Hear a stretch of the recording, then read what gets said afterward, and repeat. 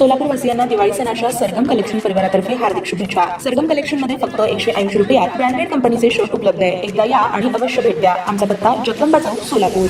Electro homeopathy व CMS and ED course चालवणाऱ्या संस्थाचालक व इतर 2 जणांना बार्शी जिल्हा व सत्र न्यायालयाकडून अटकपूर्व जामीन मंजूर करण्यात आलाय। यात हकीकत अशी की 16/11/2023 रोजी बार्शी तालुका पोलीस स्टेशन अंतर्गत बोगस डॉक्टर विकास भादेकर यांच्या विरुद्ध कलम 420 महाराष्ट्र वैद्यकीय व्यवसाय अधिनियमानुसार गुन्हा दाखल होता। तरी सदर प्रकरणात आरोपी यांची तक्रार तालुका आरोग्य अधिकारी पंचायत समिती बार्शी येथील डॉक्टर अनिता बांगर यांच्याकडे तक्रारदार नामदेव तूप समिंद्रे व त्या तक्रारी अर्जाचा दखल घेऊन आरोग्य अधिकारी बार्शी यांनी सदर बोगस डॉक्टर एका दवाखान्यावर धाड टाकली असता तिथे ॲलोपॅथी उपचार सुरू असल्याचं निदर्शनास आलं। वरील बाबी लक्षात घेतल्यावर तालुका आरोग्य अधिकारी बार्शी यांनी संबंधित बोगस डॉक्टर विरोधात कारवाई केली। तरी त्या कामी बार्शी तालुका पोलीस स्टेशन अंतर्गत गुन्हा दाखल करण्यात आला। सदर प्रकरणात बोगस डॉक्टर विकास भादेकर यांनी इलेक्ट्रो होमिओपॅथी व CMS अँड ED हे अल्टरनेटिव्ह मेडिसिन सिस्टीमची पदवी ज्ञानदीप संस्था टेंभुर्णी येथे प्राप्त केली होती। तरी त्या संस्थेतील कार्यभार हा ऑटोनॉमस पद्धतीने सुरू होता आणि सदर कोर्ससाठी MCI कडून कोणत्याही परवानगीची गरज नव्हती। तसे उच्च न्यायालयाचे सर्वोच्च न्यायालयाचे निर्देश आहेत। तरी सदर प्रकरणात बार्शी जिल्हा व सत्र न्यायालयानं संस्थाचालक व इतर 2 पदाधिकाऱ्यांचा अटकपूर्व जामीन अर्ज मंजूर केलाय। यात आरोपीतर्फे ॲडव्होकेट कदीर औटी, ॲडव्होकेट दत्तात्रय कापुरे व ॲडव्होकेट सोहेल रामपुरे यांनी काम पाहिलं।